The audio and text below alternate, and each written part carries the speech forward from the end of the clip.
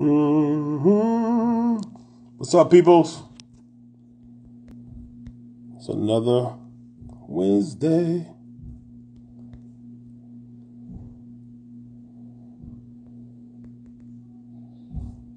Here we go. My wife is in. What's going on, everybody? Okay, now she sent that quick. Okay.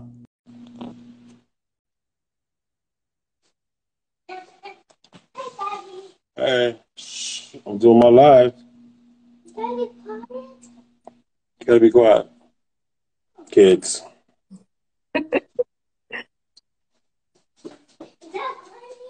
No, it's not. It's mommy, okay? Oh, you have a different voice in there. And that says his daddy. Daddy, I'm going to kill it. Okay, Franny, I'm doing something. Okay, go back upstairs. Thank you. All right. Camille, upstairs. Kids don't be listening, boy. All right, anyway. How everybody doing out there? Let's see. Can we get our guest? All right. So I just sent that to her. Awesome. Oh. There you go. Hey. Oh, my gosh. I just left. I just left the book upstairs. Okay. Anyway, we'll get to that. We'll get that in a second. My wife is closer to. Babe, can you go get the book? It's in the kitchen. Yeah. I'll grab it. Okay. You gonna take the whole phone with you? Couldn't just go grab and come back? Well, I don't want to miss anything. Okay. Let's see, where'd you put it? I just put it right where I normally put my car keys. Cadence, can you grab that book right there, please? Uh-oh. Right there. Coming in kind of choppy. And take that downstairs to your dad. No, we're on the live right now. We're on the live right now. Can you go take it? No, I can't do that. Can you take it downstairs, Dad? We need the book. Yeah, take this downstairs. Babe, you can just keep the book.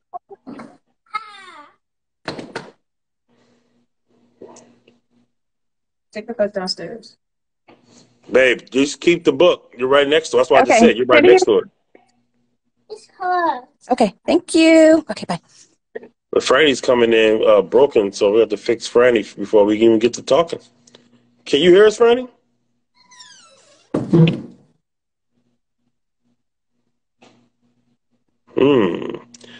We have to get Franny back in here. Hold on. Okay. Let's see.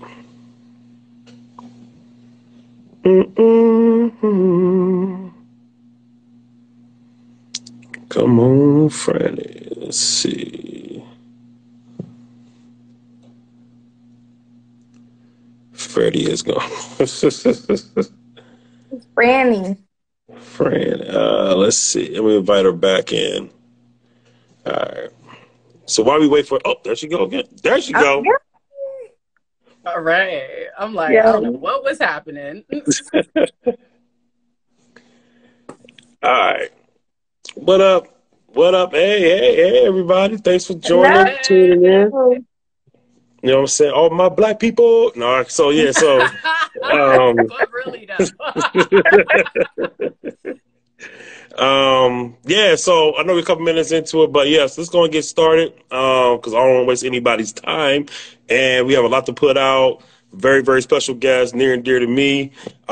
She's been on she was on my podcast like twice last year. So I'm really, really thankful to know her, to get to know her, and just moving forward and just progressing this tribal culture of this black culture. So yeah, it's really something that, really interests me, obviously. And my wife is included. So this is going live with Travels in My Lifetime, and my wife, Life is her name. Hey. And Like I said, our special guest is Franny the Traveler. So everybody say hello, hello to her. All right, so how you been, Franny? I'm doing good. It's so funny. I literally rushed from work to make sure I was here in time for this. But I was like, I'm going to enjoy this because it's always good talking to you. Oh, yeah. Yeah, it's always a great vibe and stuff like that. So, all right. So the first thing is just tell everybody a little bit about yourself so everybody get to know you. Yes, thank you. And it's crazy because now answering this question looks so differently because I've changed careers and everything. Yeah. So this is, I think, the first time I'm having this new announcement. But my name is Franny the Traveler. And so I consider myself to be a Black travel curator. So I like to focus a lot on focusing on Black-owned businesses and restaurants as I am traveling. I'm still the microcation queen. That's always been the thing for me in terms of small vacays. However, my full-time actual job is being a nonprofit executive director. So I lead an organization in New York that helps first-generation low-income college students with economic mobility. So this is the first I'm saying that out loud in other spaces that has nothing to do with my job. That's awesome. That's awesome. And like I said, I really feel like the microcation part, that is like my wife and I, we've been doing that all, I guess, the year like this year and a half, because we always had the perception of like, oh, well, we need 10 days, 12 days, 15 days. Right. And I feel like we have accomplished so much in those 2, 3, 4 days, whatever, just the weekend, little packages, getaways and stuff like that. So I definitely wanted to touch on that. I think you're a very good point of reference for that, for just anybody who just wants to get away for a day, 2 days, whatever, just maximize your time. Right. And I know you cultivated a lot of like itineraries and things of that nature to really help people, you know, not waste time. So that's definitely cool. So that's definitely should, anybody that's interested in that should check you out on that as well. So, so let's get into the book, because that's what I'm really interested, because I know you had a period of absence from social media. So it was like you was here, then you was like, oh, okay, see that. Then you came back.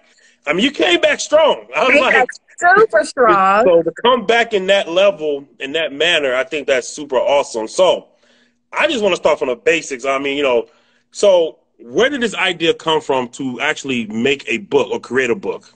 No, this is legit. And thank you. Yeah, because I feel like disappeared for 6 months, but I had to just get it together personally. You know, I love the gram and all, but sometimes I could distract you from the things you want to accomplish. But I think, so this book, I've actually had this idea for, I think, about 2-ish years. I think it really hit me during the pandemic. So when we think of June 2020, with, you know, everything that was happening, all of a sudden you saw all these lists circulating about Black-owned businesses in Maine, Black-owned businesses in Vermont, Black-owned businesses. Yes.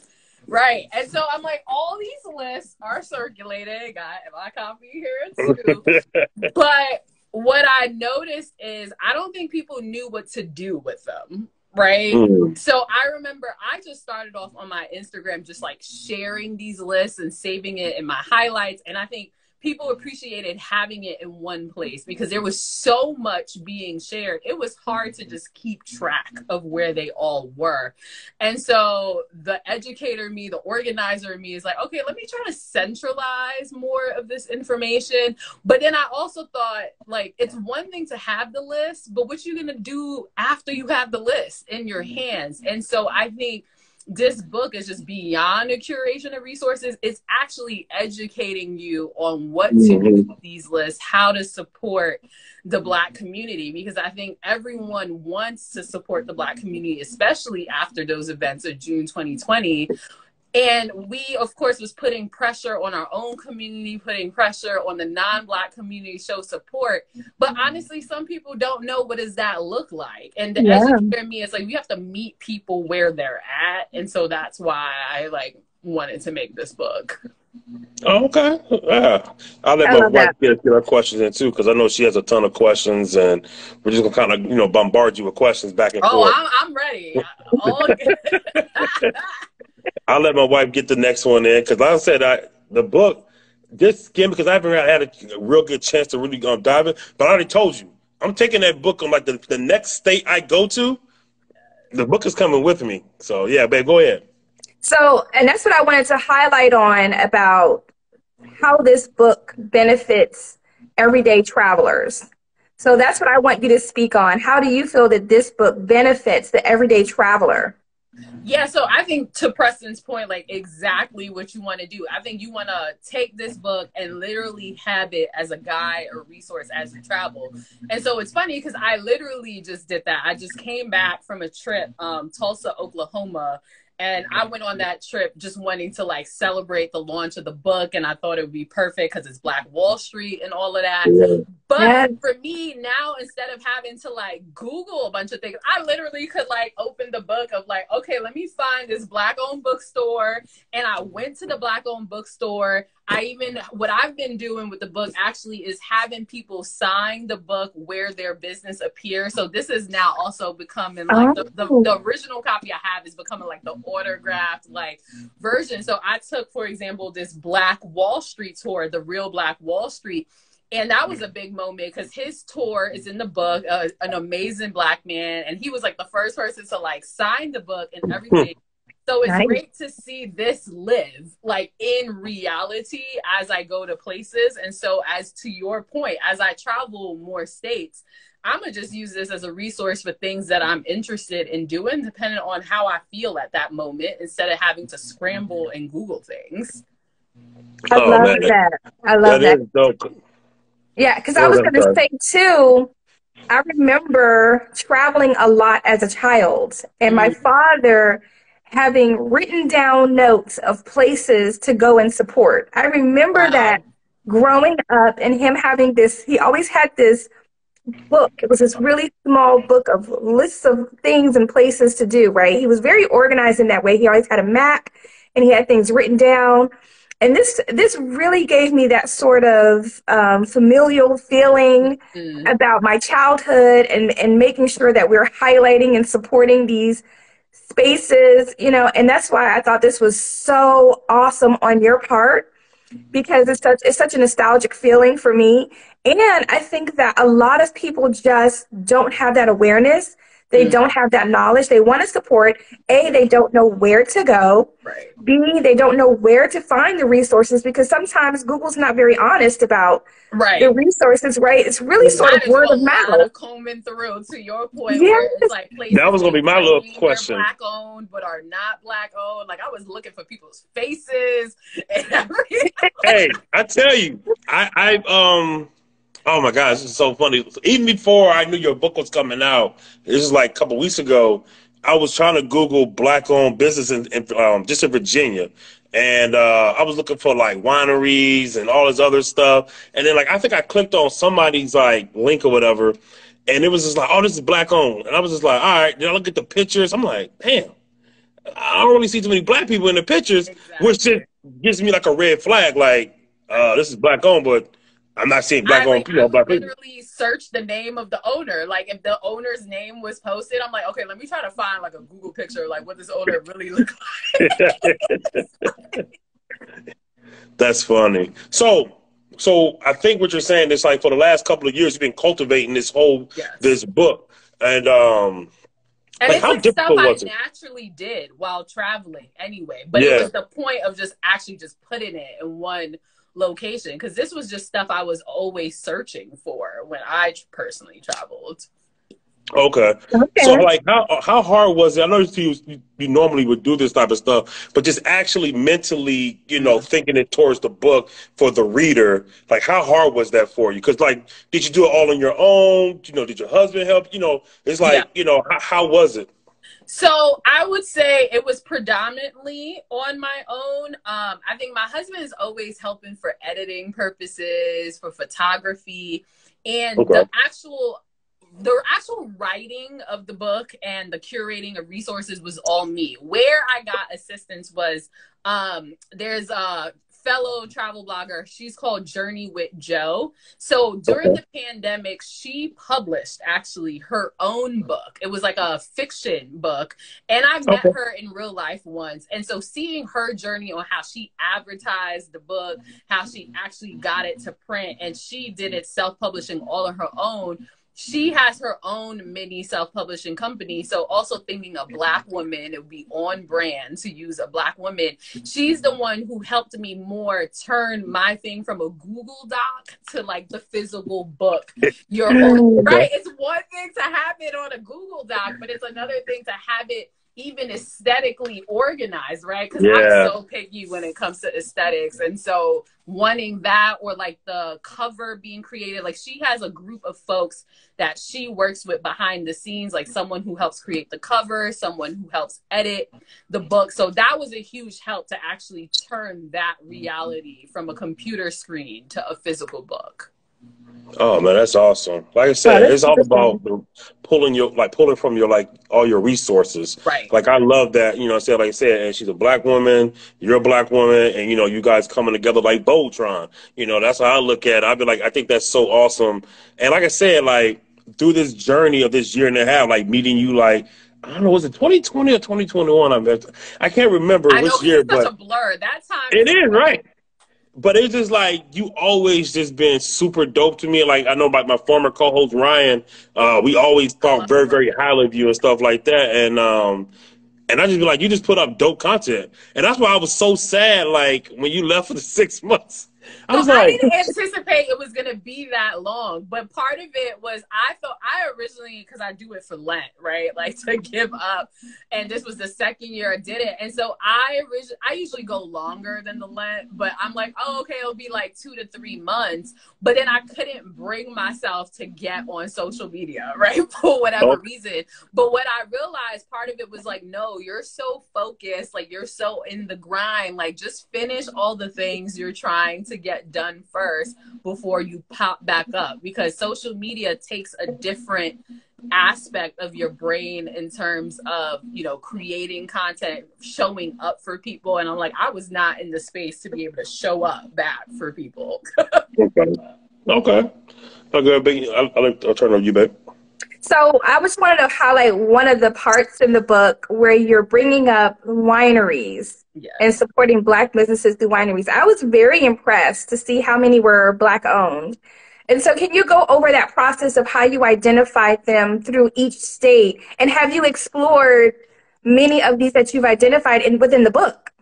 Yeah, so for me, like I said, Google is your best friend, but you have to know what to put in the Google search in terms of keywords and how to populate it. So I think I came across maybe 5 or 6 different lists that talked about Black owned wineries. So it was a matter of taking that list and trying to condense them together, but then also literally Googling each one of those to double check who's the owner, because in some cases the owner may have originally been Black owned but are no longer Black owned too, right? Because they grew to a point where that happened.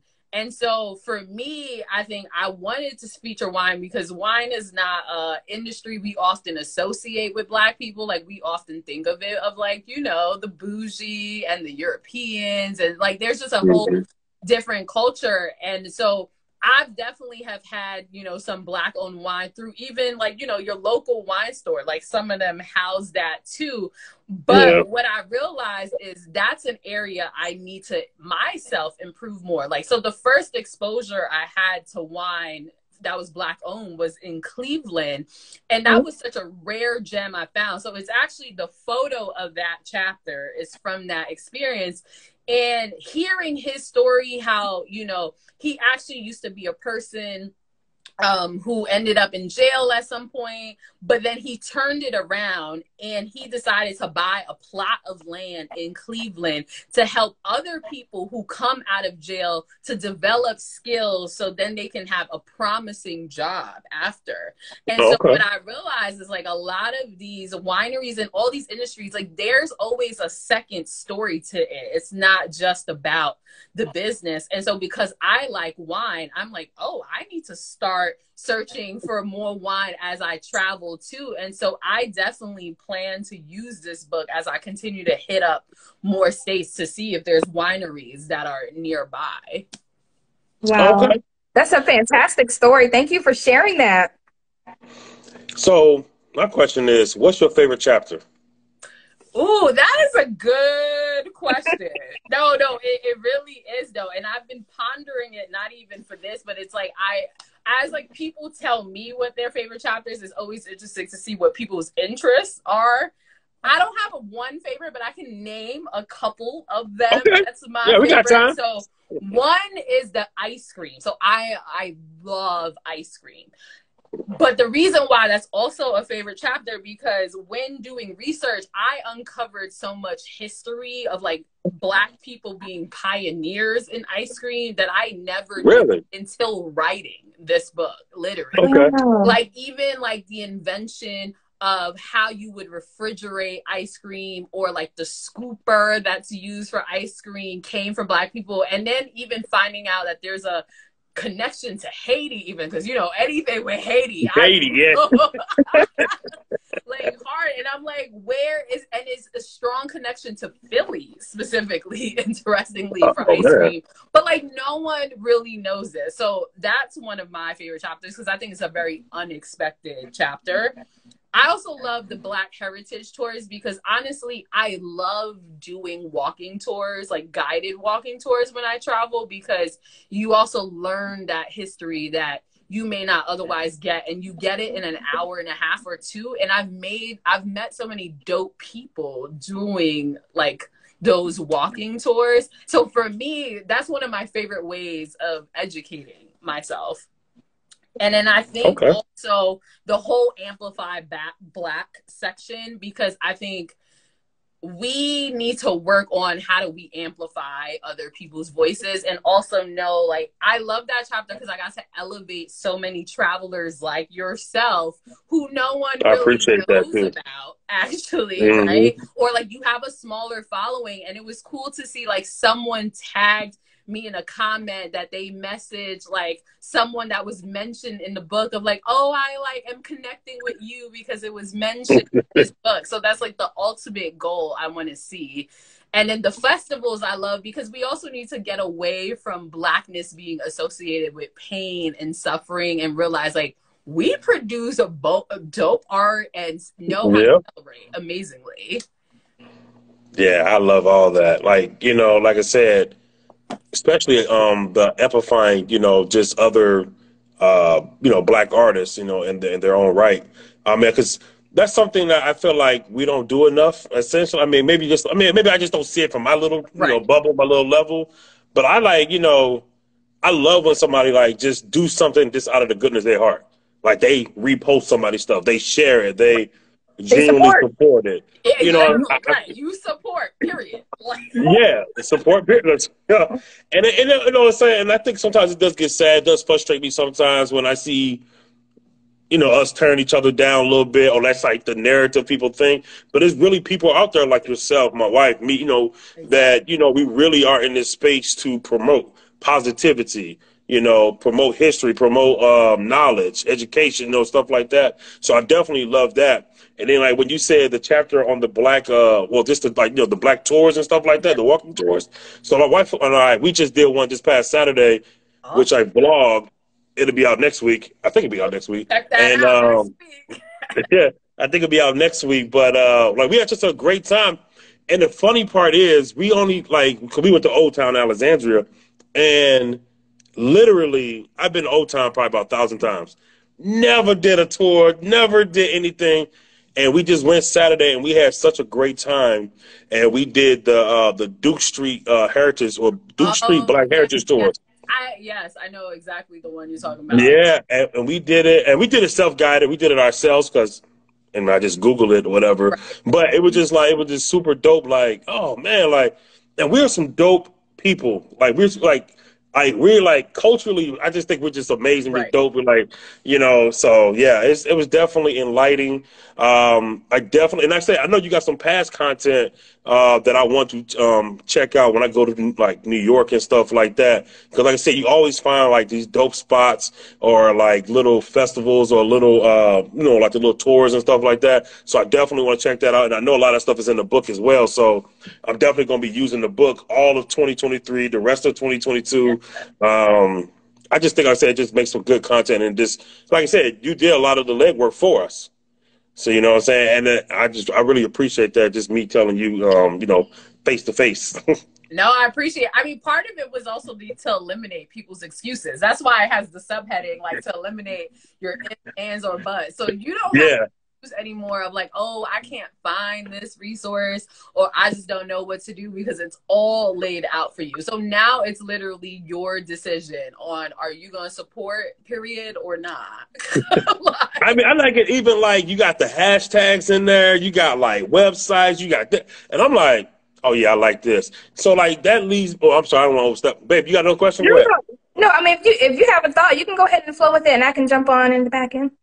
Oh, I was just gonna get greedy and be like, so when is part 2 coming out? Because I feel like, obviously as stuff goes on, it's not the internet, it's not a live document, right. So it's published. So whatever it may come out, and I know you prefaced that in the beginning, saying, hey, always check, call or whatever you got to do prior to showing up, because I ain't gonna lie, a lot of people stuff kind of pop up and be like, oh, and it goes away. You'd be like, oh, okay, that was cute. That was up for 6 months, a year, whatever.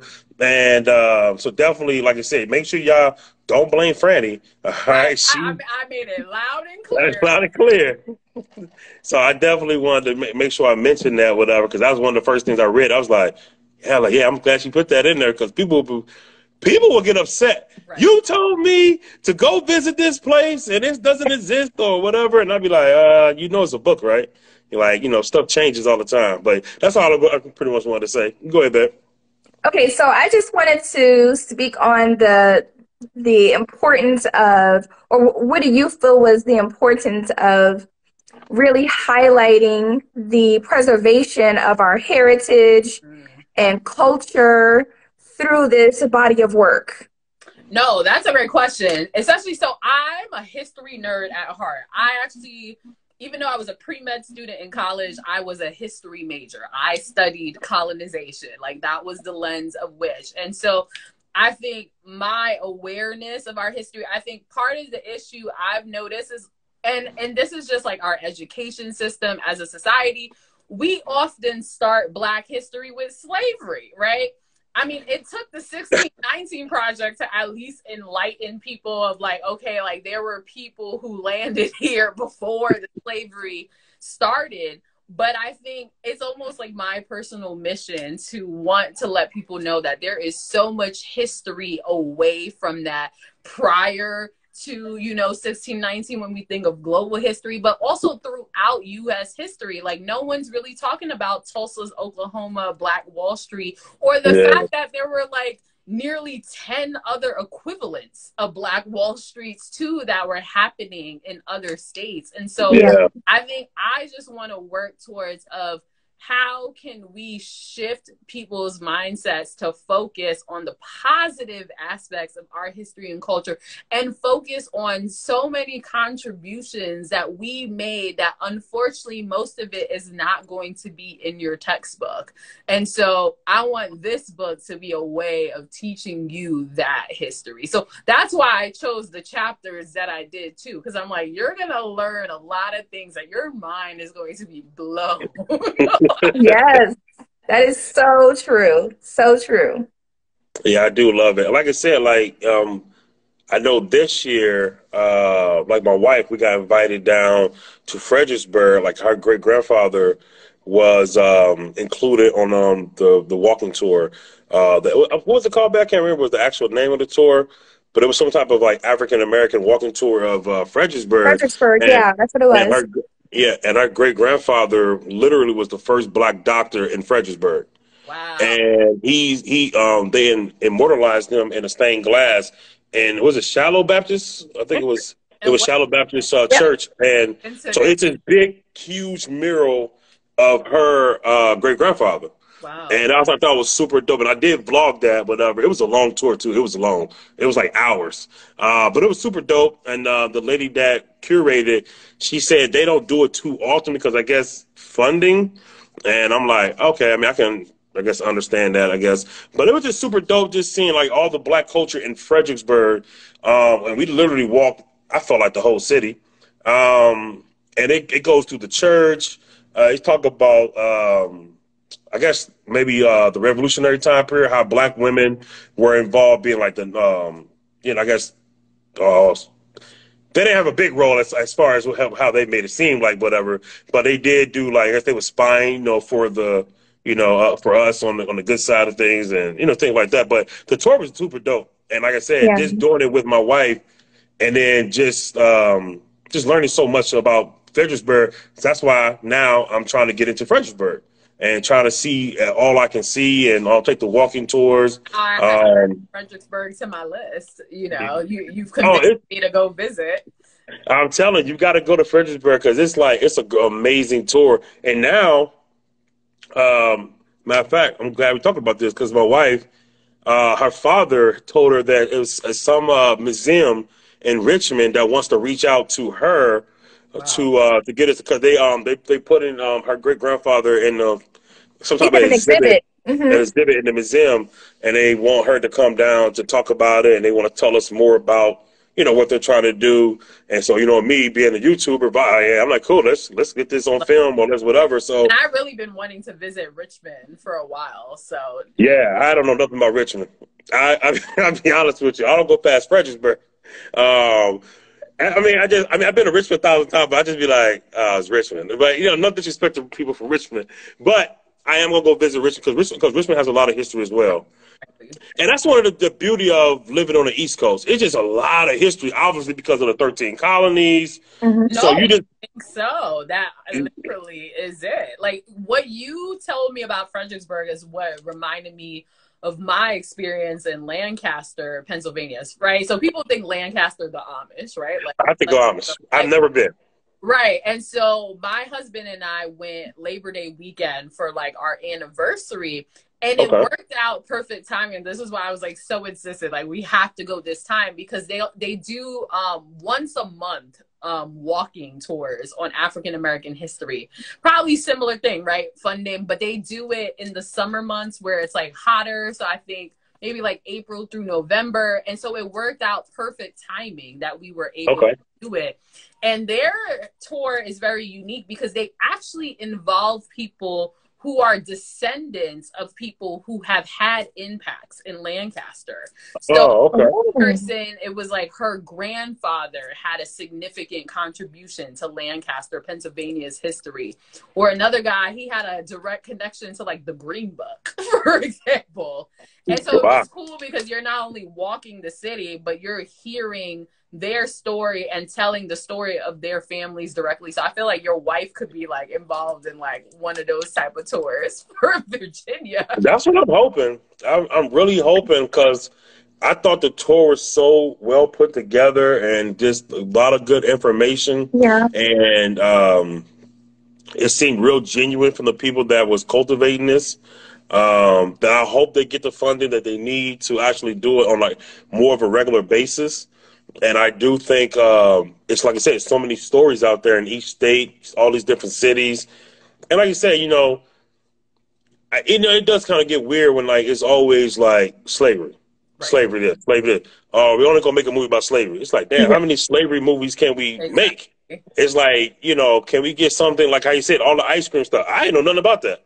Like, I did not know, we did we had our contribution to ice cream was so deep. Stuff like that. So I'm like, why don't we ever hear about stuff like this? I wish like more movies would be produced. I mean, I guess it'd be boring. I guess, I don't know. But at the end of the day, find something that we can, put out there to educate people on other things just beyond slavery, Right. It reminds me, because even the Greenbook itself, I posted this on my feed this week, the Jeopardy question about the Greenbook. And how the internet was going crazy, because for many people, especially non-Black people, that was the first time they ever heard about the Greenbook. through this Jeopardy question, even though there was a whole movie about the Green Book. Like at one. Hey, I got coworkers right now, and black and white. They was like, Green Book, what the hell is that? I was like, oh, okay. I was like, and I was just like, man, just Google it, man. Like, you know, I'm not gonna get into it at work or whatever, but it was just like, you know, if you don't, I guess if you don't know, you don't know, I guess, whatever like that. But it just, you know, sometimes it blows me away on, you know, certain black people or whatever like that really don't know a lot about their own history. And I'm not saying that you're supposed to be all encompassing, all knowing, because I mean, I don't know everything about black history, but it's just like certain things. I'll just be like, man, you never heard that? You know, you 50. I'm like, how you never heard? You know what I'm saying? So I think it's cool that, you know, that's why I was like, when I read it on the front, it was like Green Book. I was like, oh yeah, it immediately registered with me. And, you know, and I had a couple of people, because I've been talking about your book like all week at work and stuff. And so I go back to the coworkers, you know, let them know. And, you know, I was telling them, oh, it's like a Green Book, you know, for this and that, for travel, blah, blah, blah. And they just like, well, first, what's a Green Book? Right. And why was this? Steps back. Yeah, I was like, yeah, all right. I thought we was here. You know, like Mark, I thought we was here, but I guess we're not seeing eye to eye. So it is what it is. But I felt like I did them a service, because I was like, oh, I told you, like, you know, somehow I told them kind of like offline, like, hey, this is what a Green Book, this is what it was used for, or whatever. And I was like, this is how it's correlating to what you're trying to do. You know, how you merge the two. And they like, oh, okay, kind of click for them. I was like, that's cool. And like I showed you the other day, my friend, he asked the question of, hey, I'm white. Can I purchase this book? And I was just like, well, yeah, like, of course you can purchase the book. First of all, it's a book. It's public. You know, it's not like, you know, because it's like, I don't want people to take away like, oh, you know, it's black only. Like, we don't want, you know, inclusion. Well, that's like what I mentioned in the book, too. Oh, they're muted. Uh-oh. Can you hear, babe? It's muted. Oh, we can't hear you. I don't think she can hear us.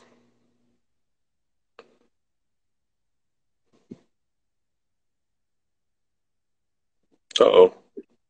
I don't know what happened. Can you type in the comment and let her know that she's muted? Oh, there we go. Okay. Everything you just said was muted. You were muted. Oh, you know what happened? A call was coming through, and that probably impacted. Yeah. And so you can be pro-Black and also pro-Asian and pro-Latinx and pro all the groups. And so support Black does not exclude all the other people. And I think even though, yes, the book might have Black-owned resources and Black history, the framework itself literally can work for any group of people, right? So we also need to be, you know, elevating and supporting the Latinx, you know, the Asian community, the indigenous. Like the 5-step framework literally can apply to any community that you need to apply. Yeah. I mean, that's what I'm all about. I mean, of course, the Black history, doing all, you know, things Black, promoting Black. But for me, I'm like so interested in like other cultures, as you know. That's why I have a Vietnamese coworker. He was like, "Hey man, I'm gonna take you to eat some Vietnamese food." Cool, let's do it. You know, we met some people this weekend. They was from one lady was from Honduras. She was super cool. She wants to take us to a Honduran like restaurant. We met a couple from what are they from Bolivia? Bolivia. Yeah, they're from Bolivia. They was super cool, and they just like totally ran. They just happened to be sitting next to us at a restaurant, and they saw me with my camera and stuff, and they were just like asking all these questions. Next thing I know, we're talking, we're exchanging information, and then we're gonna like link up sometime in November. They're gonna take us to like their favorite Bolivian restaurants. Oh, that's amazing. To me, it's called Orale. That's what it's about. That's what it's about to me. Exactly. It's like you're sharing your. Cause that's the reason for me. That's the reason of travel. I want to experience your culture. I want you to know a little bit about my culture, and then we can just exchange ideas, and then we become friends. Like, and then next thing you know, you can just bridge that gap between like the cultures and stuff. Because sometimes I feel like that's what kind of separates us. Is like, oh, I only do Black stuff. I only do Asian stuff. I only do white stuff. Like, no, man. Like, come on over here. We cool. You know what I'm saying? Like, I want to come over there, you know, enjoy what you got going on. So, and I think that's like your book is one of them steps that like now people can, you know, get the book and be like, all right, well, let me go check out and see what's going on with this black restaurant, this black wineries or whatever, you know, so on and so forth. So I think that's, like I said, super dope. Yeah, and I was going to touch on too, I love the portion in the book that you wrote about decolonizing travel too. Yes. That was very, very deep. I felt like it was such an important conversation to have. Yeah, that's literally what I thought of as Preston was speaking, because I remember when I wrote that blog post, for example, I wanted to bring all the racial groups together and have this understanding that whether you're Black, white, Asian, Indigenous, Latinx, like we all can have a role in terms of shifting, you know, the anti-racism culture. And also, like you said, with the decolonizing travel. And so that was such an enlightening experience for me, because that was probably the first time I really dug in deep to like the perspectives of other groups, like realizing basically, you know, for many Indigenous people, like their stories are completely erased and not told at all, right? So at least as Black people, people have come to some, at least, epiphany and has been elevating our history. Like as much as like Black History Month is controversial of like what the role of it is, it does elevate some of that, right? But not all groups have that same level of elevation in history. Like even though so much of our history is still not out there, it's still out there a lot more than some of these groups in the United States. Yep. Yeah, that's true. I can agree with that. Yeah, I concur. Like people don't even count the statistics of how many Indigenous travelers are out, you know, living their best lives, traveling to other countries. Like you can't find that information. Yeah. I don't think anybody really Googles, like I said, like they don't Google it. I sometimes just be like, it's just like white, Black, you know, Latinx. So like I just think those like the three main categories in my mind for some reason. Like I said, this is my little bubble, whatever. And I just be like, wow, you know, there's other people out there, you know, doing what we're doing. You know, and like I said, I always find it fascinating when I go to different countries and I see like a large population that doesn't really, I can say belong, but like, you know, they're not from that area, but they have, you know, settled in that. I tell you right now, we have this, like where where I work at in the kitchen, it's this woman, she's from South Korea. So, you know, she speaks Hangul, Korean or whatever. But she's completely fluent in Spanish. And I was like, how you know Spanish? You know, just, you know, not being ignorant, but just like kind of like, it threw me off. And she was like, oh, I used to live in, what country? I want to say either Peru or whatever, but she say, oh, I lived there for like 30 years or something. I was like, okay. And that's how she developed her Spanish. And because she be in the kitchen and she has a lot of Spanish cooks and stuff like that.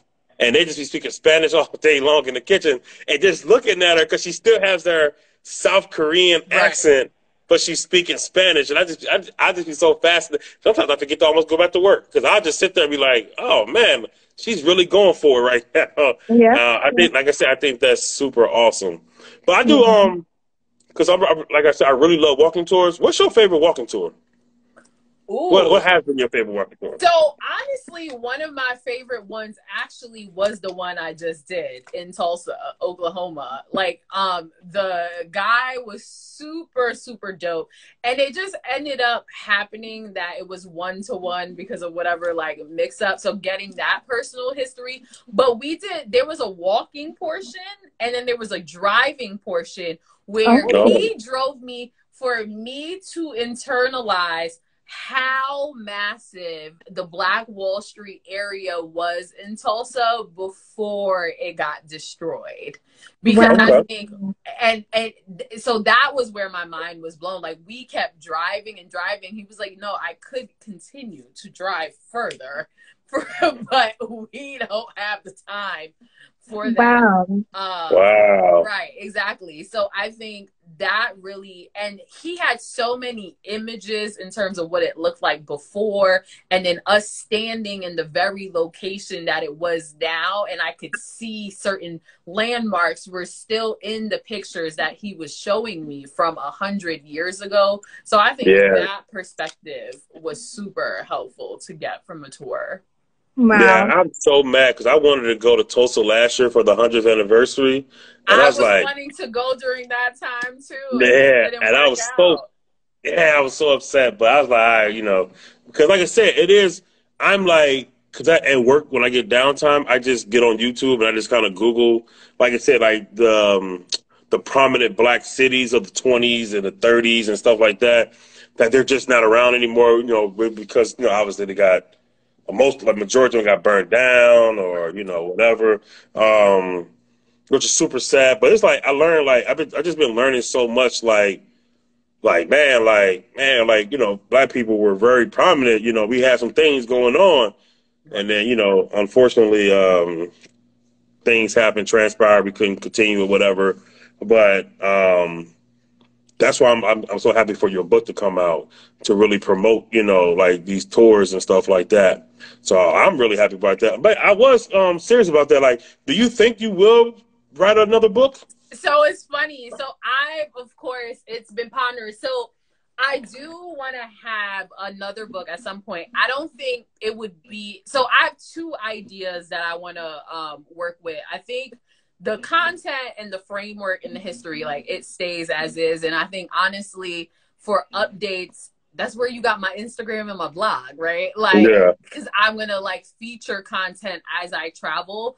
But where my ideas come from is, like, I want to almost have a global edition, like an addendum to this. So using some of the same chapters, and I wouldn't have as much of the written content, but it would just be the curation of resources from around the world. Because, you know, I'm also a big global traveler too. And I think people also don't realize that kind of history. Like, I'm like, do you know Black history of Oslo, Norway? Like, it's thick there, but you wouldn't ever know.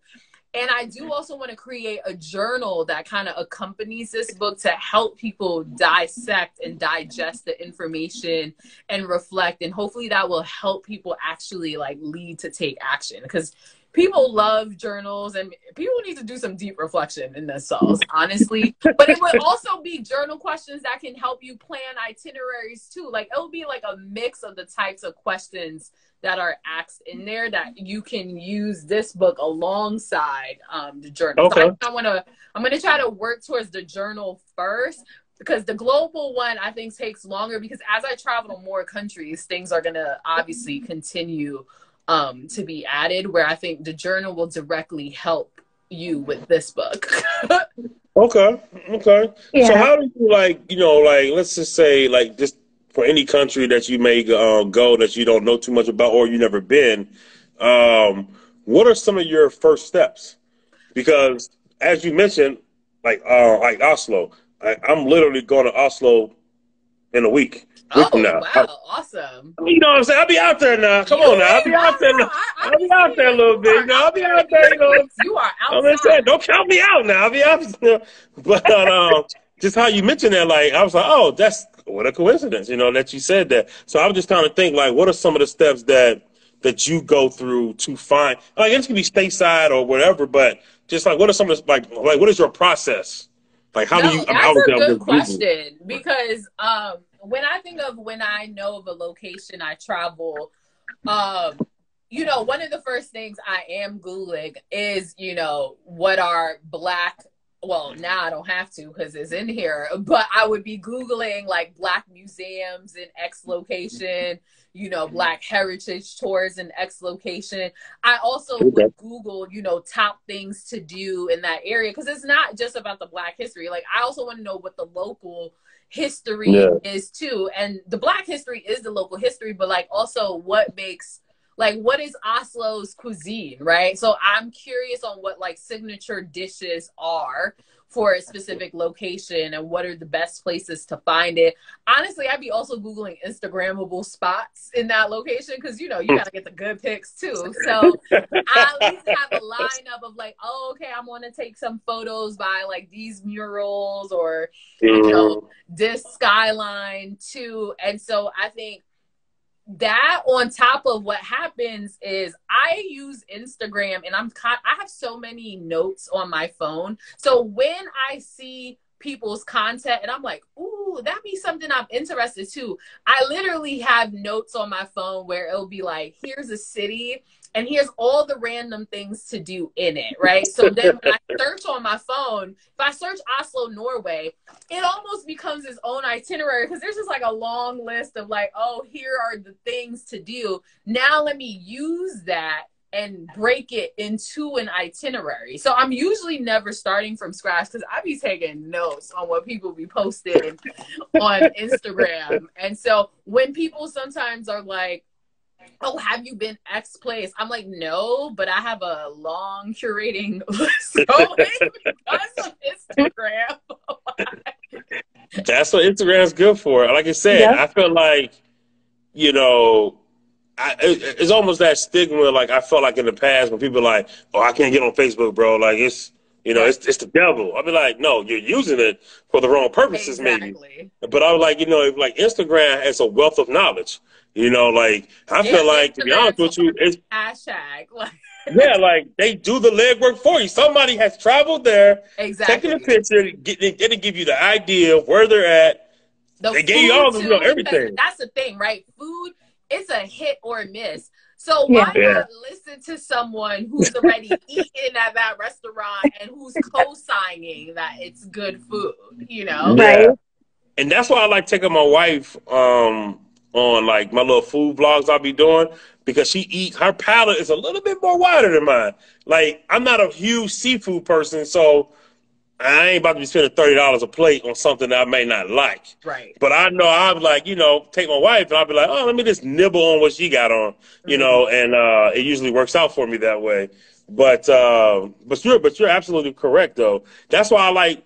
So for me, when I know sometimes my content be all over the place, but I'm involved in anything travel related.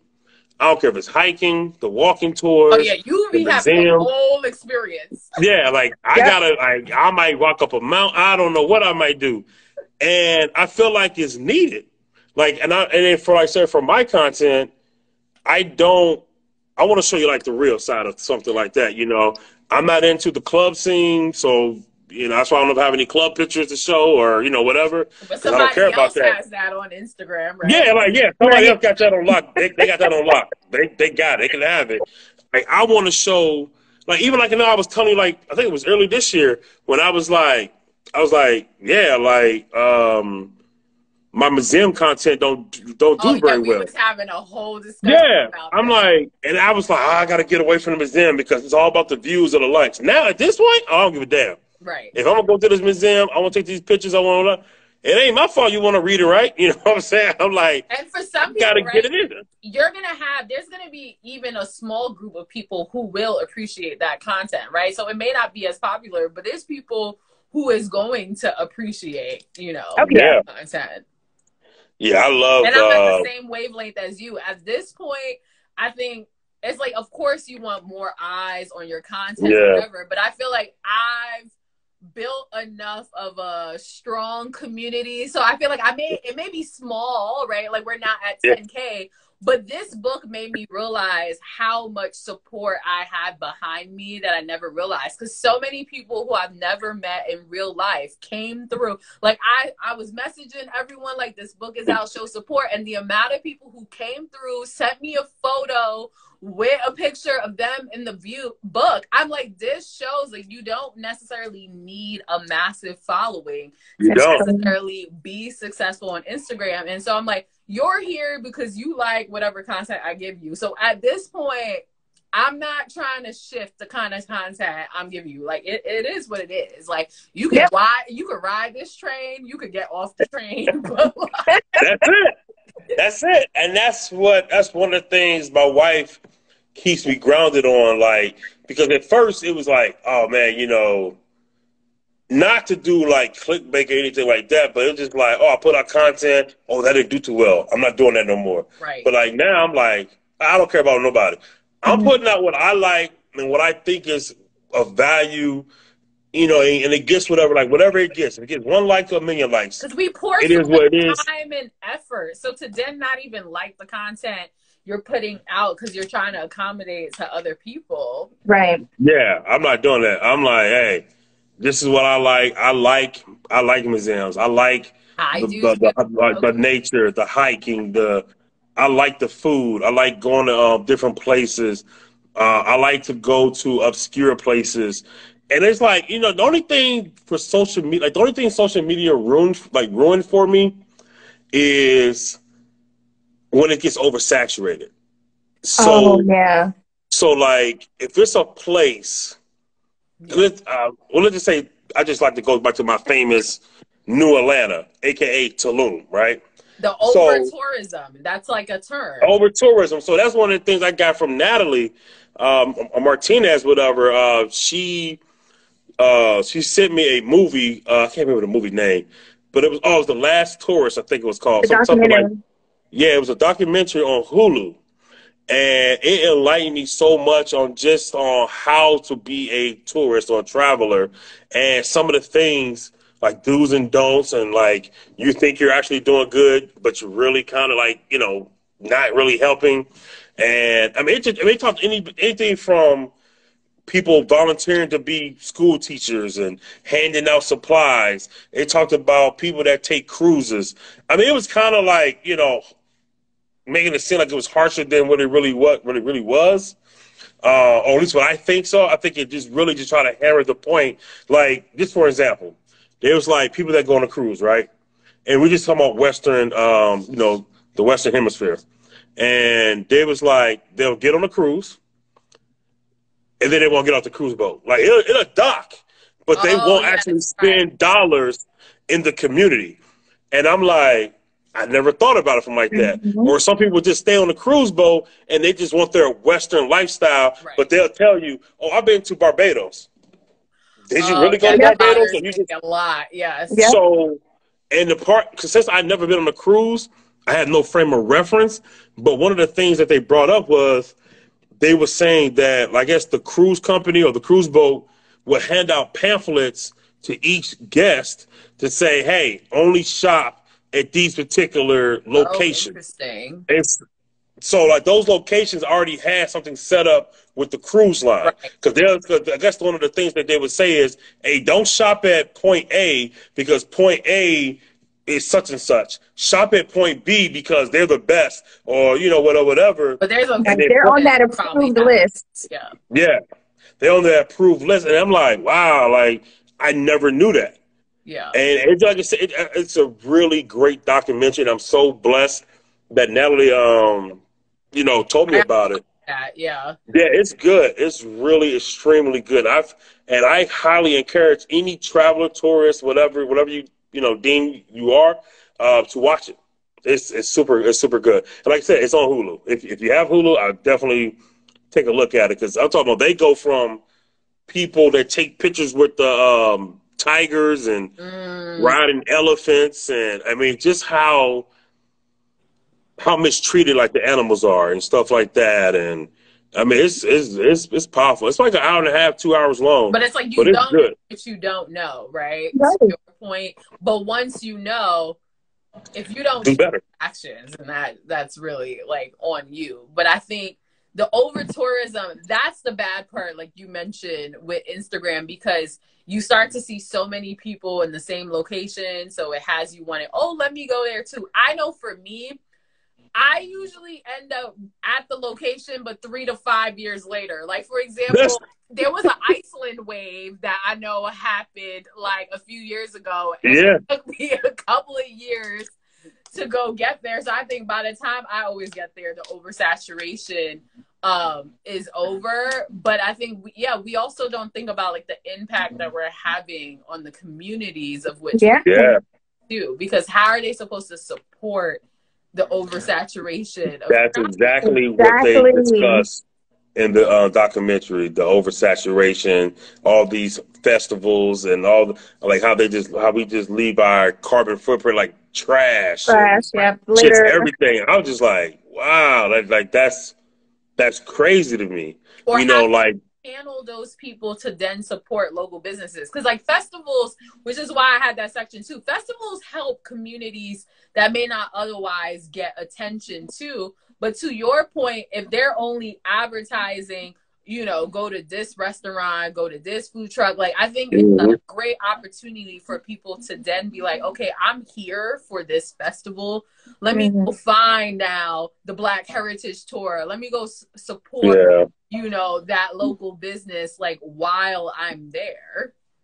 Right. Yeah, I mean, like I said, it can kind of like, you know, make you feel kind of bad because like, and I say this personally because I took my wife for her birthday last year to I took her to Tulum. And we had an all-inclusive resort. And I'm not a resort person, but we just did it because it was her birthday. But we actually, you know, ventured out, did all that stuff. Like day tours all over the place. So we was actually driving hours away from the resort, eating on in the economy, even though we had all inclusive. But one of the things they brought up, they was like, you know, people come and they get all inclusive, so that means they're in our country and they're being wasteful, but they're all inclusive, so they're only eating on a resort. So they won't even venture out to go to that mom and pop diner or, you know, shop to eat or to shop, you know, whatever.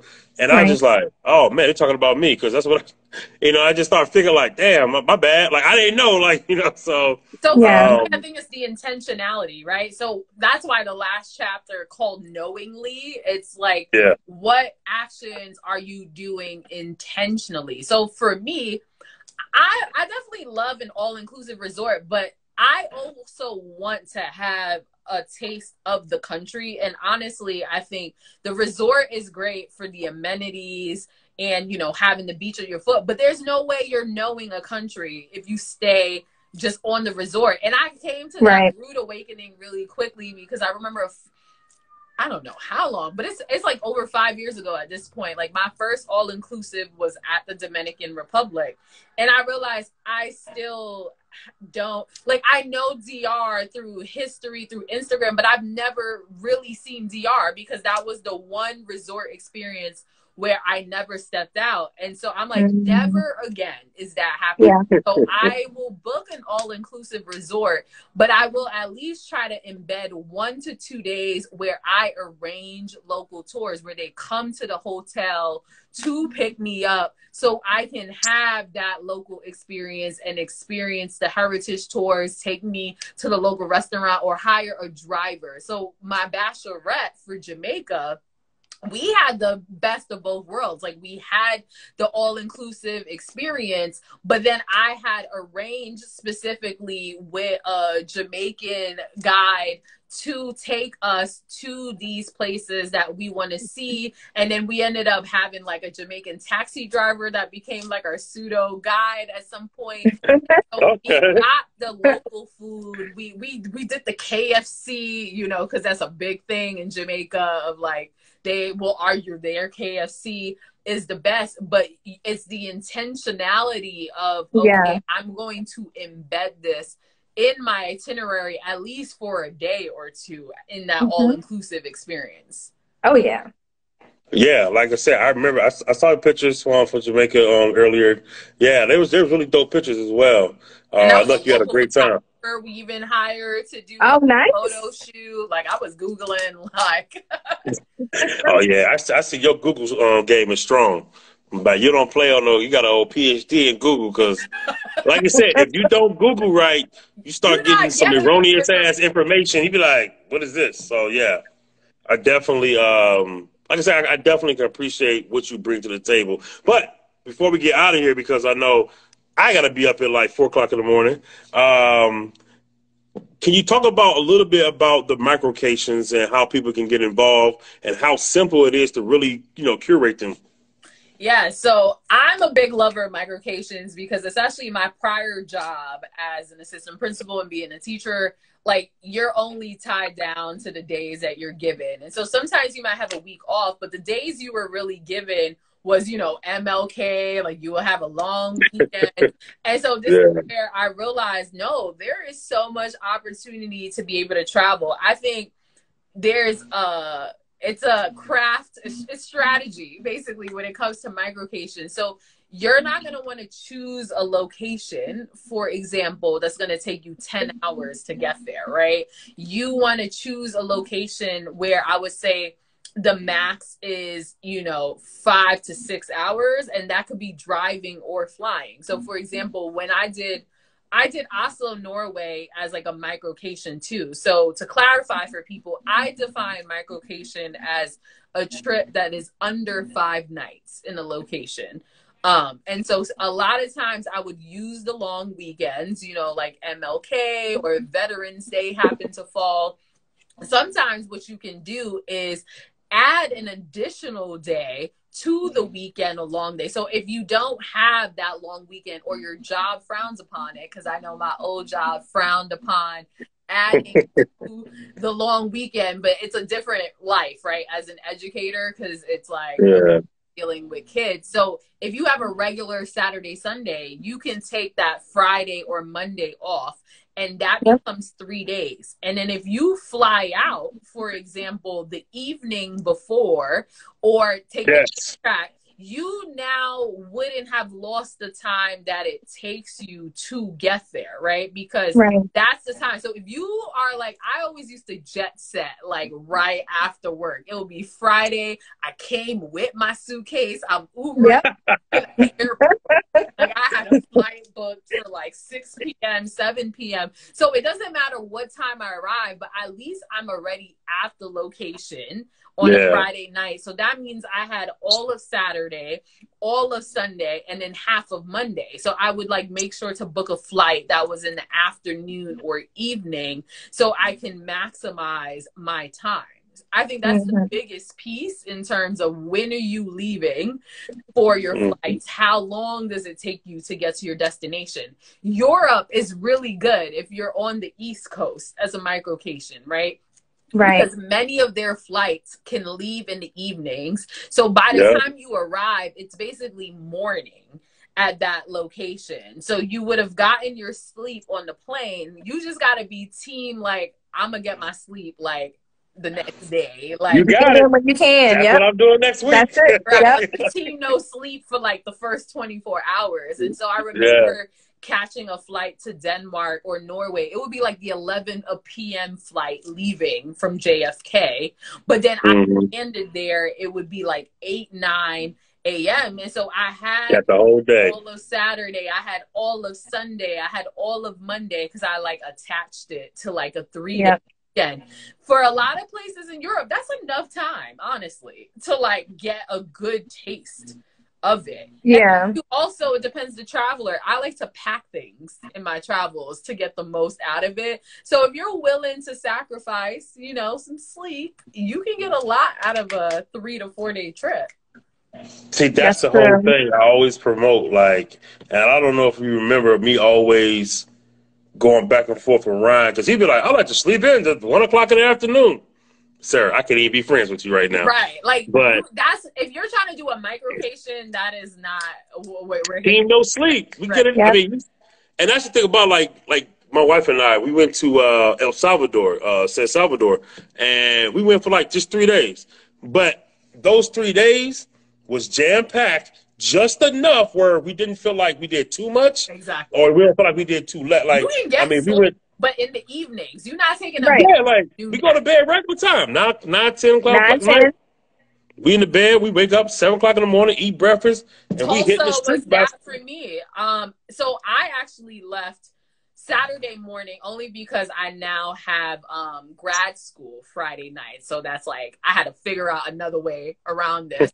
So I left Saturday morning. I had an 8 a.m. flight. I had arrived by like 2 p.m. because there was like connecting. So I had half of Saturday. I had all of Sunday. I had all of Monday. And then I had half of Tuesday. there. But it was literally, it was the same thing. Like, yes, I may not have gotten as much sleep that Saturday, but I got home like at the hotel at a decent time. Like, I had dinner and everything. Next day, woke up, took a bunch of pictures by murals, did the tour, visited a museum, had lunch, had dinner, and I was actually back at my hotel at decent times. Like, okay. No, that's cool. Yeah, like I said, your microvacations save lives. They do. You should put that on a T-shirt. Like, literally. I just need 1% of that proceed. Like, you should really put on that T-shirt game. So I mean, I just think because like it's all about like promoting it, It's like a lot of people don't, like I said, a lot of people really feel like I'm telling you, I'm a civil worker, like, I work for the government or whatever. So I don't get like 50, billion days of leave a year, or I'm not rich, but people look at my travel and be like, man, how the hell you do that? Right. Hey man, what you doing? Man, you got a job? Like, it's and I'm like, yeah, but it brings down the cost when you're not in a location as long. Yes. Yeah, like I'm like, I will travel for a couple of days, but when I shoot the content, it'll look like I was there for a month. And that's what it's about. My friends call me out on that of like, oh, you got people thinking you out here for like a whole month. But it was like, no, I got a lot in though during that short period of time. You like, gotta get it in. Trip might be someone's 2-week trip, right? Like, yeah, like I came here to see what I want to see. Like, I came here to experience the city, the culture, the country, whatever. I'm not sleeping in. Like, we're up and at 'em. Like, a lot of times, if my wife and I, we fly in somewhere and we get there like 7 o'clock in the morning, hey, we dropping bags off. If the room's not ready, hey, drop the bags off at the front counter. At the counter. We'll be back at 2 o'clock. For Iceland was actually one of the longer trips. Like, we stayed, I think, a full 5 days just because there was so much we wanted to see. But it was the same idea. Like, we landed in Iceland, the hotel wasn't ready. It was like whole bags. And it's crazy because Iceland has tours knowing that most people arrive in the morning because that's just when the flight always arrives. So they have a 10 a.m. tour always ready as a walking tour because they know you all be arriving at like 6, 7 in the morning and you can't check into your hotel. I'm going to Iceland in January, so I got blog posts on that for days, so you could definitely look over that. Yeah, like I just decided yesterday. Yeah, actually last night, laying in the bed. The wife and I, we're gonna go to Bolivia next year. Probably in March or whatever. I'm excited for that. Like I said, I'm always planning for these trips. I told myself I was going to start doing more stateside stuff because I still got to see all 50 states, and I'm at like early 30s. I got like 31, 32. Well, so I only got a couple states left. You're doing well because there's a statistic that most people have only been to an average of 12 states. And there's 10% of the country who has never left their home state. Wow. I would have never known terrible. That. Yeah. Yeah, that's terrible. But you know what, though? I can believe that, though, because like Earl. Gave a passport access. Yeah, I'll be honest with you. I don't know if I got any friends that don't have a passport. Because I just feel like, oh, you don't have a passport. Oh, man, you still, I feel like, I don't know. It just blows my mind. And I hate I don't want to sound like a bougie or anything, but I'm like, I like to travel. So I need my friends to like to travel. You need to be into what I'm into. I like to travel. You got to be able to travel. This is a partnership. If you want to be my friend, we got to go somewhere. And like how you say, people don't really leave their state or they really don't go anywhere. That's how my best friend was. My best friend Earl. Like he had no passport. Didn't really leave Maryland too often. And if he did, it was just like Orlando for like Disney World and back home. Disney World, back home. I had a coworker like that too, where Disney World, it was like the only place she always left was to go to her house in Orlando. But my thing is, so I understand the privileges that come with essentially not having a passport, especially because that costs money, citizenship status, and travel also privilege. Like, I want to name that too. Like, I know I didn't really get into traveling until I had my first job as a teacher. And that's when I also got my passport too. But I think the not leaving the state boggles my mind, because people, so if you're on the East Coast, you definitely don't have an excuse, because there's Amtrak, there's like there's $1 tickets. You know what I mean? Yeah. Like, for example, New York to Philly, like you could literally make a same day trip. Like the trip, it's like 2 hours. An hour and a half by Amtrak, you know, 2 to 3 hours. Like you could be leaving really early, come back home. Like I remember I did it for a workshop in DC that my principal sent me one. Literally came back the same day. If you're on the other side of the country, most likely you have a car, because you cannot get around without having the car. So it's just like the idea of like getting yourself to get in that car or public transportation and get out of your comfort zone. I think that's where it's a lot of it is rooted of. It's like staying in your comfort zone and that fear of the unknown. Right. Franny, can you please raise your hand? You want to know who is Franny? There you go. That was funny. That was a good damn question. My man Ed. There you go. But yeah, like I said, I really appreciate it. I know my wife, she has something to do at 9 o'clock. So, but I really do appreciate anybody that's came in and just enjoyed this whole program. You can always rewatch it on Travels in My Lifetime if you miss any segments. But before we get out of here, Franny, I want you to plug everything. I want to plug your YouTube, Instagram, any links, how to get your book, all the above. Amazing. Yeah. So my Instagram is Franny the Traveler. I have a book right now called Support Black Period. It's being sold on Amazon, and there's other places too, but Amazon is the easiest way. You know, if you got Amazon Prime, you're literally getting this in like 2 days? In your 2 days. So get the book right now, but I have my Instagram and my blog that is also both Franny the Traveler. And so if you want to continue to follow the content as I make my way through places in this book and have the most up-to-date, follow the blog, follow the Instagram. Like that's where you're going to get the dope content and the dope pictures where everything in this book comes to life. But this is literally an essential for you as a traveler. Yeah, like I said, I really appreciate it. I mean, as soon as you hit me up, it was like, my book is out. I bought it the same day. Like, literally, that was October 10th, right? Yes. Yeah. Yeah. That's why I was like, oh, this is a good day to remember. You know? 10 out of 10. 10 out of 10, yeah. So I definitely purchased it. We have it. The wife and I, we're going to start using it as soon as we start pretty much traveling the States and stuff like that. And I'm so glad you put it out there as far as getting people to sign it, because I didn't even think about that. But it's the same thing what people were doing with like passports. They go to like a location and they get that local stamp. So I'm going to use these signatures and be like, yo, I was here, bro. Sign this.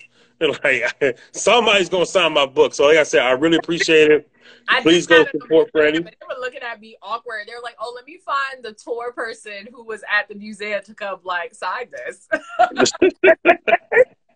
That's super dope. Like I said, and any Black history, any type of tours I find or restaurants I might find that may not be in your book or like that, might be popped up and you didn't get a chance to, I'm definitely going to hit you up, tag you, make sure that you're tracking it, and then so that way you can experience as well. Use the hashtag support Black period, and then also tag me on Instagram, because I also want my page over time as people visit places either in the book or other things that may have been inspired from the book, for me to share it out with other people. Like, continue building this as a community as well, you know, versus it all just coming from me. So even how my Instagram looks is gonna be like reshaped. Like I'm gonna start featuring locations where I go through, you know, the buy Black, learn Black, amplify Black, celebrate Black. Knowingly, I'm hoping to do more IG lives where a person who has traveled to that location or who is from that location speak about their experiences in terms of traveling Black in that location. So when I first start my travel content launch in November, you're going to see a whole new vision come to life. I love it. I love that. I cannot wait. And babe, I'm sorry, I kind of took the conversation over. Was there anything else you wanted to say or anything you want to bring up to Franny? So I just want to add that there are a lot of really good thought-provoking questions all throughout the book, and just, you know, inspire people to really process some of the information, really think about the questions and see how that relates to your life. This book has so much value. So I just want to put that out there, that it's a lot of processing that goes with this book. It's not just resources, but it's a lot of thought-provoking questions that you're going to process and really think about how you're going to go forward in life. So excellent read.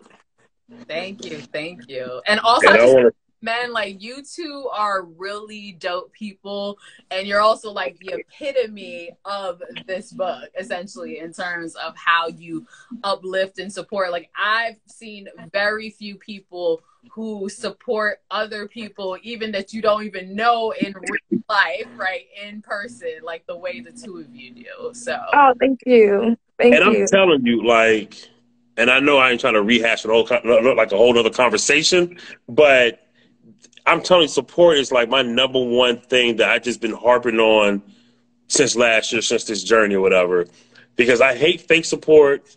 I hate when somebody be like, it's one of those things how they, you know, they say, girl, I'm going to pray for you. Well, that was the prayer. Because they're really not going to go back and be like, let me specifically pray, you know, for you. Like, no, me telling you I'm going to pray for you was the prayer. And I feel like if I want people to support me, I have to support others, you know what I'm saying? So that's why I don't mind, you know, buying the book. I don't mind buying a shirt. I don't mind, you know, whatever you got going on. I don't mind reposting it. I don't, you know, I don't mind. I want to bring you on the IG Live because it ain't for me. Like, it's for the other person. I want other people to know you. Whoever my little small following is, I hope they never heard of you. Like the guy that I told you about, Franny, like, he wanted to know. He said he's going to buy a book. I hope he follows through, you know. And I told him, if you follow through and you buy the book, I said, please tag her to let her know, hey, you bought the book, you support it, whatever like that. He's an awesome guy, you know. I never met him in my life. Wow. Like, I got some real dope ass people that in my life right now that I never met you in life. Right. You know what I'm saying? But it's just like, I love positivity. So that's one of my things. I love positivity. I love supporting. Whatever little money I have, if I got it, I'm gonna support all 100%. I want to collab with you and others, and that's just what I'm about. Like I said, that's my motto: make the world smaller. And the only way you can make the world smaller is by actually engaging and talking to people and trying to be, you know, be on the up and up. Pretty much. I don't want nothing from you. You don't want nothing from me. You know, it's just like, hey. That's why I put you in the book. Like, there's like no reason, right? In terms of like, aside from, I didn't even know. And that's why I wanted to tell people, because we often don't give people their flowers and acknowledgement until it's too late. And so that's why that part of the book is so important for me, to like elevate all these people who would probably otherwise never get their flowers. Yeah. I really appreciate it. Oh, here's a question. Y'all got an audio book on audio yet? So we don't have an audiobook yet, because that takes a whole additional process in and of itself. But I would say this book, it would be hard to have an audiobook just because of the list of resources that's in there. So I think some is just like pure listings versus other parts is like readable content. But I think there's something to be said of just having a physical book in your hands, although you could get there's a Kindle version though that you can have if you don't want a physical book. Okay, yeah, that's good to know. Like you said, we're going to be on lookout for part 2 of some type of creation of a global effect, if you will. And I hope that, you know, I mean, I know that's not going to be, hey, we need that by 2023. You know what I'm saying? So definitely, I guess, the audio will be complicated. Yeah, definitely will be. But, so yeah, my man, Marathon Marcus. So I definitely want to say thank you for coming on, sharing this with us, and sharing the book with the world. Like I said, I can't wait to actually use it in live. Like, on a trip. Because, you know, like I said, you know, I vlog, I put a video every week. And if I go somewhere and they got like 7 things in that city that's in that book, I'm going to try to do all 7 and vlog my experience and shout you out in every single video. Like, he's from Denver, and so he was telling me when he goes to Denver, he's going to try to visit more of the coffee shops, because he's like, I only heard of 2 of the things on the list and didn't realize there's a whole bunch of other ones in Denver. So yes, that's what it's about. Like I said, spreading the word, making sure everybody pick up your book and actually use it and, you know, learn something, you know? Yeah. So yeah, make sure you guys support Franny on Instagram, and make sure you get her book. Let her know what you think of the book and things of that nature. Yeah. On Amazon, I want to Amazon right now. Thoughts as they actually read the book. Like, yeah. And then, like I said, I know myself, I'm a YouTuber, Instagrammer. I put out a new travel vlog every single Monday, 2 p.m. Eastern. And I'm trying to explore all these little towns. I'm really been harping on Virginia because that's where I currently reside. So I definitely trying to promote Virginia in that way. And because I think Virginia is underrated, in my opinion, when it comes to a lot of tourism, because DC overshadows. Yes, that's what I realized Virginia. About Alexandria. So that was one of my first trips, like post the like pandemic world or whatever, and I realized Alexandria just has so many gems that just get overshadowed by DC. Virginia, I mean, take a ferry right from DC to yeah. And I'm trying to like I said, I'm working on a lot of content. Like I said, the wife and I, we went to Old Town over the weekend. You know, we shot like 3 videos that in one day. We shot 3 videos. So those are coming out and stuff like that. And another place that's super dope that people kind of are wishy-washy is Boston. I love Boston. I've been to Boston 3 times in the last year and a half. So definitely got some Boston content coming out again. I vlogged it last year when I had no friends in Boston. So I was kind of like winging it, as they say. But now that I got a couple of friends out in Boston, super dope content creators, 𝗪𝗪𝗶𝗴 worldwide. That's the person I was exactly thinking of. Yes. Yep. Kev's my man. That's my guy. You know what I'm saying? His roommate Ralphie, he's super dope. He's another content lately about Boston too. Like, he's really been trying to elevate Boston. And he's the one that inspired me. He's my unofficial Sherpa through this journey of travel. You know what I'm saying? So yeah, I love 𝗪𝗪𝗶 and Ralphie. They're super dope individual content creators, especially 𝗪𝗪𝗶. Like, he really blew my mind last year. So he's been really helping me out, guiding me in such nature, because I feel like he's just top notch when it comes to, like, you know, the content and stuff like that. He's a real genuine guy. So that's all I want to say about that. But yeah, like I said, support me. I have a YouTube channel, Travels in My Lifetime.